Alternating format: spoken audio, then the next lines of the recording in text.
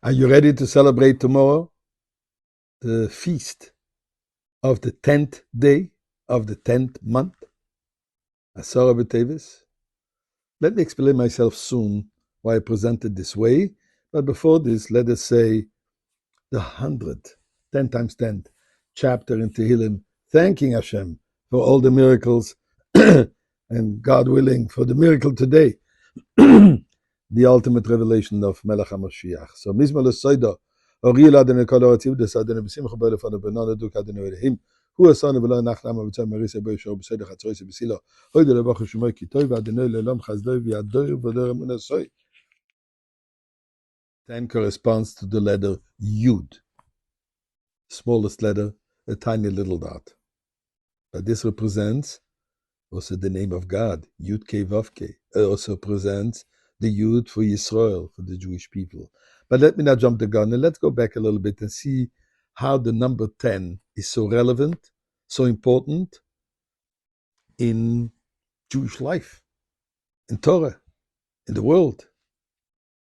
It represents perfection, it represents holiness. And let's see how. First of all, there are the 10 godly Sefirot, 10 divine emanations, which, by the way, we also have our 10 attributes. The world was created by Sora Mamoris, by 10 utterances. The Egyptians led the Jewish people out after they received the 10 plagues.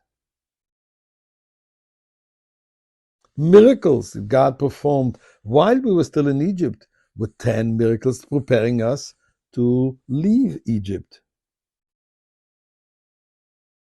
In the desert, God challenged us 10 times. We received the Torah.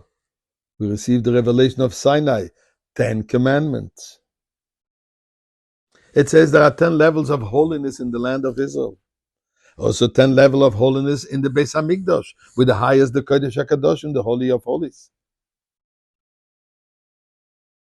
What date of the year is Yom Kippur? The 10th of Tishri. The holiest day of the year is also on the 10th day of the month of Tishri. Now, it takes 10 men to go to be present to have a minyan. So we see that the number 10 is very, very prevalent and important. And the reason is because 10 represents shleimus, perfection. It's corresponding to the letter Yud. And therefore, when we look at the monthly cycle, this month, the month of Tevet, is the 10th month of the year, starting from Nisan. Nisan, Iyar, Sivan, Tammuz, Av, Elul, Tishrei, Cheshvan, Kislev, Teves. It's the 10th month. And Asara B'Teves, which used to be in the past a fast, and we certainly hope it's going to be a feast because Mashiach is coming today, is on the 10th of the 10th. In other words, representing an extremely high level of Kedusha. And therefore, we actually prayed to Hashem that it should become the ultimate celebration. Because really, what is exile all about? It says that exile is compared to birthing. The last moments of birthing before actually giving birth, contraction, is the most painful moment.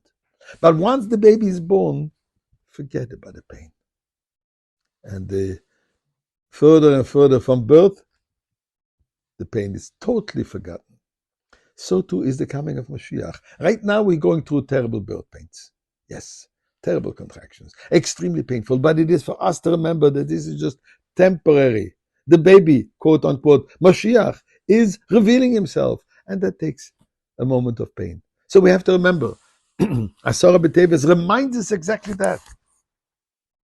Might be painful, but the blissful moment is arriving. In fact, talking about the letter Yud, it's a beautiful little story about the Ruzhiner. When he was a little child, his teacher taught him that whenever you see in print 2 dots, like 2 little Yuds next to each other, you should know that this represents the name of God, and you should always pronounce it as the name of God. Child comes home, learning Chumash, and every time with his father, when he finished the pasuk where there are 2 dots, he said the name of God. Father was surprised. What's this all about? He says, that's what the teacher told me, that when there are 2 dots next to each other, then you realize that this is the name of God.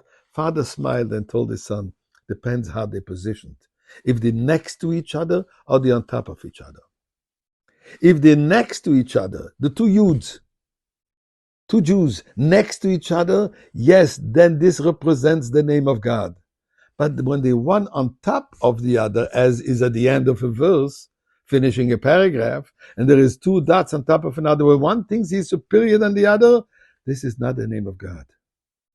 So let us strengthen ourselves with the two Yuds, the 10th month, the 10th day of the month. Let's be side by side.